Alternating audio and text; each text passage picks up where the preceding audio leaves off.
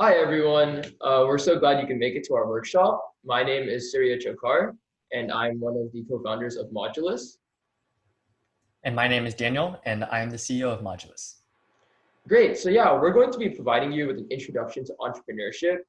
There's no way to give you all the information on how to get a successful startup going, but we think that if you follow these steps, most likely you will either have an edge over other people starting a startup, or it should be a pretty successful startup. So we'll go ahead and get started. All right, so before we begin, the first thing you'll want to do is actually sign up on Modulus, which is our platform for teaching courses and workshops just like these. So to do that, you'll want to head to modulusedu.com and then click sign in on the top right, and then click sign up to make an account. It takes about 5 seconds to put in your name, your password, and everything. And then once you're in, you'll want to hit browse on the far top left, and then scroll down to the course that says From Hackathon to Startup, which is today's course, and then click Enroll. And there we're going to be posting updates, tips and tricks, links, and any other resources we find that might be helpful for you on your journey in the future. So right now we'll give you about 5 minutes, and at the end of the 5 minutes, we're going to move on.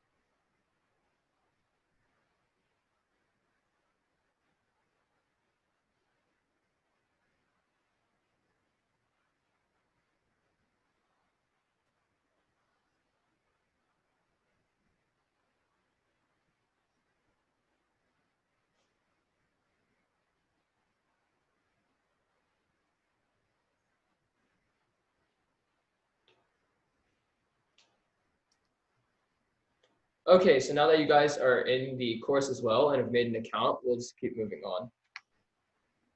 All right, so here's a quick outline of the presentation. We're going to start with leaving off right where this hackathon ends. What's next for your product or your big idea? And then we're going to go over the implications of creating a startup, the steps to actually launching one, and then we're going to go over where we are now as a company and answer some questions that you might have. So here's what happens after the hackathon. Right, so ideally after the hackathon ends, you'll have what's known as an MVP. And this stands for minimum viable product. And it's the nucleus of any tech startup that is founded in recent decades. The thing is, most hackathon ideas die right after they're being founded at the hackathon. But if you want to continue to grow your idea after the hackathon, you want to create a startup.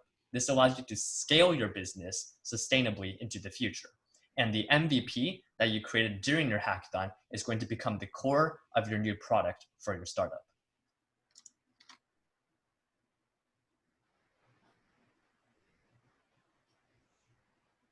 So whenever you start a startup, there's more to it than just your product. The product itself is only one aspect of any successful startup. There's much that needs to be done both behind the scenes and in terms of marketing and stuff like that. So no matter what product you have, you will need to work on that product, but there are other aspects that are equally important or in certain cases more important. For example, no matter how good your product is, most likely no one will know about the product until you get it out there. So in that regards, marketing is quite important as well. Overall, startups are generally very time consuming, at least in the beginning, as you really have to get stuff started and get momentum going. After that, there is mostly going to be exponential growth if your product is successful. And of course, there are also other factors, like if your product isn't successful immediately, you might have to refactor or redevelop certain parts of it to target a new audience or change it a bit so it can be more successful. So it's just not about just the coding, and there are a lot of other aspects. And I didn't even start to mention finances yet. So just keep that in mind if you do want to start a startup, as you will need a lot of time in order to ensure it's successful. All right. Oh, wait. Never mind. Keep going. So now we're going to go on to actually starting the startup, creating the growth that actually drives your product into success. And the most critical step in that process is known as team building. The vast majority of startups fail. This is a well-known fact. In fact, I believe the statistic is that up to 90% of startups fail. And of those 90%, 75% fail because the team falls apart. So this is probably the most critical step you're going to ever make. Coming out of Hackathon, you probably already have a team. If you know everyone in the team very well and you know you work together well, then your team is basically set. But if you don't, you might want to rearrange the team a bit so that you have the best possible chances of success in the future. To build a good team for your startup, you'll want a CEO. This is the person that directs the entire company at large and has a vision for where the company should go. You'll also want developers, preferably multiple, to handle actually creating your product, as well as people to help market the product and people to help manage business and paperwork. So one of the first steps, as soon as you have your team, is market research. Market research is crucial to the success of your project as a whole, as it tells you which group to focus in on. One of the first things you need is to know what you have that the customer or any consumer wants. So for Google, this might have been a search engine, and for iPhone, of course, it is a phone that is easy to use and very intuitive. Whatever your product is, you have to realize which audience specifically wants it and needs that product. This will be called your niche, and audience is just one part of your niche. Next, you have to find out how you're going to enter that market. Practically every market that we currently have has other players in it, which ties into the final point, which is evaluating your competitors. No matter which sector of industry you are in or what product you have, there will be other people who are currently more established in that area. And also, there are certain opportunities that might be easier to enter into. For instance, for Christmas lights, during Christmas may be a great time to enter into that market, as there's going to be a large demand for it. And therefore, people might be more willing to try out new things, or just overall more demand for your sector as a whole. And evaluating competitors is actually quite imperative, as the number one question consumers will have when offered your product is, what's different about you? Or what do you offer that I can't get from someone else who might be cheaper or might be more established already?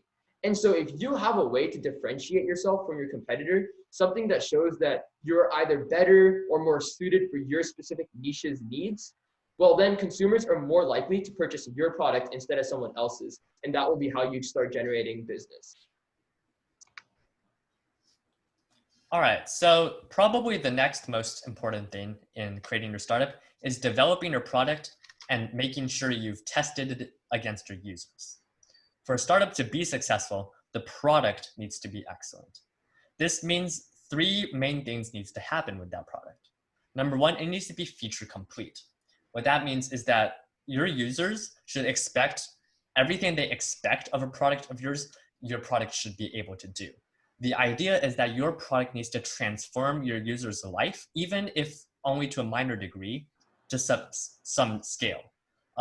This is, for instance, how Canvas, another educational platform, tried to make their platform more holistically appealing to its users by incorporating every possible feature into that product.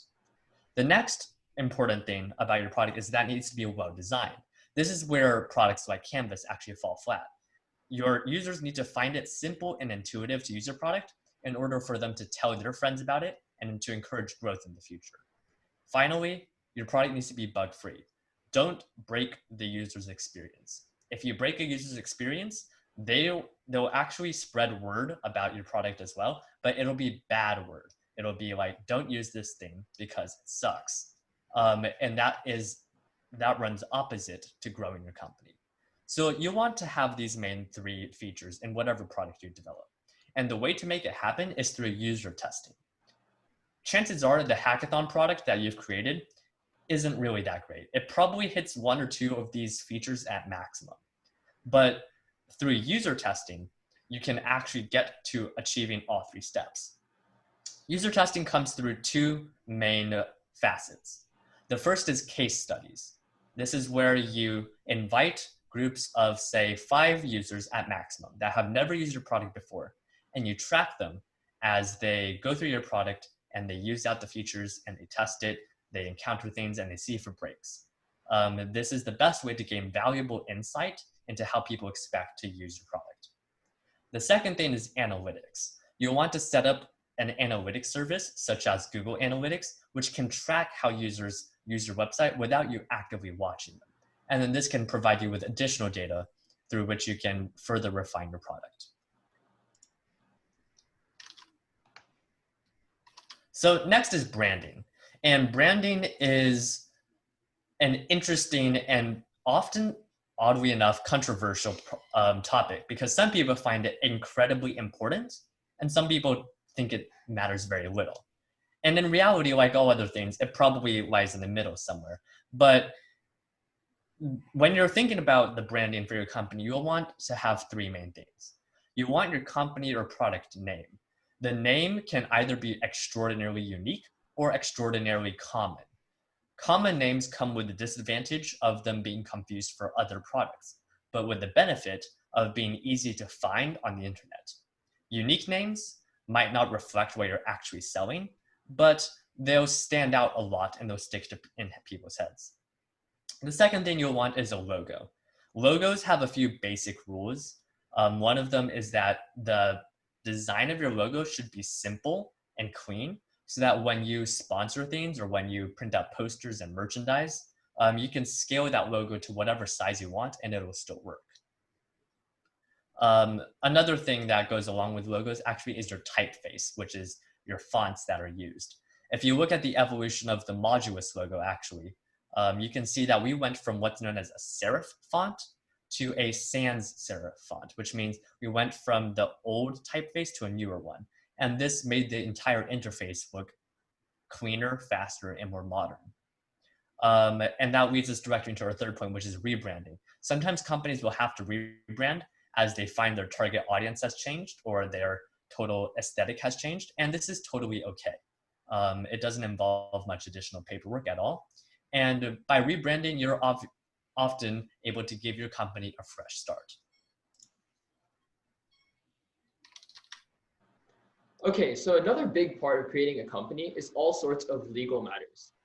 These are usually kind of, in my opinion, less fun than the actual starting of the company, but of course, definitely important and crucial that you do finish this. One of the first things you will have to do is incorporate. There are several different ways you can incorporate, but the most popular way is either a sole proprietorship or an LLC, and you'll want to incorporate under Delaware. So what this means is, the 2 different options are sole proprietorship, which means that you are the only owner of the company. So this is beneficial as you can make any decision, you're given greater freedom, and there's less paperwork that you have to do for certain actions. However, let's say that in some cases you do get sued or something wrong happens with your company. The bank can come after all of your assets, or all the company's matters will eventually transfer over directly to you. So you have essentially no protection from any legal action. The other form of company I mentioned is the LLC. This is the Limited Liability Corporation. Under the LLC, you have complete protection as the company is essentially separate from you entirely. And so while you may run the company is an entirely different entity. But there is a little more paperwork and you cannot take actions as easily. Another thing is, generally in hackathons, we might be competing from ages 16 to 18 or even 10 to 16. And at these ages, you aren't legally allowed to start a company. So then you have 2 different options. You can either use an agent, you have 2 different options for agents. You can either hire an agent or you can ask your parents or someone that you know over 18 to be your agent. An agent is essentially just a third party helping mediate things in order to make sure that everything is overseen by an adult. And therefore, all they have to do is fill out the paperwork and just act as a proxy. Assuming your incorporation does go through, which means that there is no other company by your same name, or else you will get rejected, you will eventually be able to file for your employment identification number. This works as a social security number for your business, and it is also quite important to have. Another quick note to mention is to incorporate your company, it will take a decent amount of money, so just make sure that you are ready to do that as well. Your employment identification number actually allows you to do a multitude of things, the most important of which is probably your bank account. You can now create a company bank account, which is quite necessary for an LLC, with your employment identification number, and you can start using that to receive all your payments and stuff like that. For certain types of companies, it's important to get permits and permissions. Shipping internationally or working with certain materials, you will need permits to do that. And if you think your product might need one, make sure you do acquire those. And finally, trademark protection. By using any given name, you already have access and rights, exclusive rights to that name. However, sometimes it could be beneficial to go ahead and get more trademark protection just to ensure, and in certain cases, it will be necessary. And you can go ahead and search it up or talk to a lawyer or attorney to make sure and check whether you need that or not. But these are the legalities. And then of course, once you finish, there is, I believe, a fee you need to pay every 4 years or 3 years, depending on your company status, to keep your company running. But that fee will be much lower than whatever you pay for incorporation. With regards to finances, obviously every company's goal is to increase their revenue. But the first thing you need is to actually fund your company. I already mentioned a few expenses, and there will always be more expenses. So there's a few ways you can actually fund your company. Whenever you incorporate, you should always also find a way to split your equity. As Daniel mentioned, most of you guys will have to create a team, which means that there will be people you will have to split your equity with. However, it's important to also keep some equity aside to ensure that you can sell it if you need any investors to come into your company, and therefore also provide you a way for funding. Another option to make sure that the equity isn't split too soon is you can make an agreement where the equity only goes to your team members after a given time period. So if a team member is no longer cooperating with the rest of the group and wants to split, they do not take a percentage of the company with them, and rather that percentage is split against all the members that remain. Your revenue is the amount of money that you will be making, and that will only come after successful marketing of your product and when consumers begin buying it. Investments are much easier to get in the initial stages simply because investors are likely to invest in companies that are just starting up that they believe will pick up as they get the most return on their investment. How this would most likely work is one of two ways. There are angel investors, which will provide you money for no interest rate, but of course you will have to pay them back. This is for people who do not want to sell any portion of their company and just want money without any interest. You may also get a loan from the bank. However, that will have an interest rate on it. And the final option is to sell a portion of your company to an investor, which they will purchase from you, and then they will own a stake in your company, and you can use the money that they pay you to advance your company through our marketing, advertising, product development, and things like that. Finally, marketing and outreach. This is another big expense as marketing takes place through the use of ads and other things. For you guys, since you will be coding, you can use other hackathons to promote your product by creating workshops or even just asking the hackathon to give you a shout out. Nonprofits are also a big player. Though they are nonprofits, they still have grants and therefore they still do have a money flow. So if your product does cost money, don't be afraid to reach out to nonprofits as they do have to spend their money on something and they could use your product if it is suitable to them. A lot of times other organizations, small businesses and independent businesses will also be looking forward to some of these partnerships and they would be more than happy to pay for your product given that it is suitable. Due to our increasing media presence in this world or in this decade, you will absolutely need to have social media. Instagram, Facebook, Twitter are all quite necessary. And then with the current TikTok trend, it may even be beneficial to create a TikTok account for your company. On social media, it's really, really beneficial to you if you can capture the audience of other similarly associated companies. So for example, if they give you a shout out and you give them a shout out or some other collaboration, you can try to appeal to their audience as well, which is obviously interested in your type of product as they are following the other group. And finally, as I've said, you have to run advertisements. This will take money, but it is quite effective. The conversion rate will not be that high. However, any clients at the beginning stages are extremely beneficial as the money that they pay you can go right back into advertisements and you can start building your brand and your product. So now, Daniel, we'll talk about where Modulus is now. All right, so using these exact methods, Modulus actually grew quite a bit.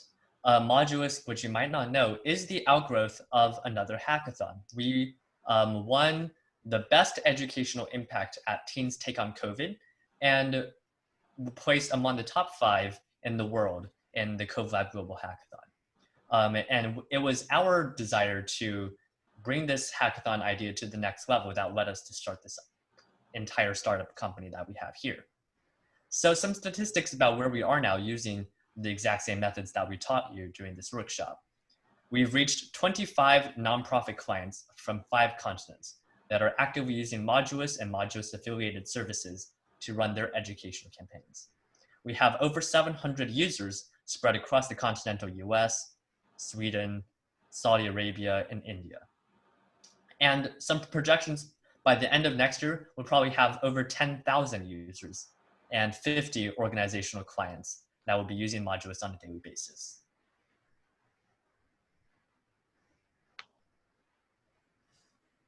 All right, we're going to open it up for a Q&A now. If you want to check out our website, which you should have already done to enroll in this course, you can do so at modulusedu.com. You can shoot us an email at hello@modulusedu.com. There's our Instagram, Facebook, and LinkedIn. And we're open for questions now.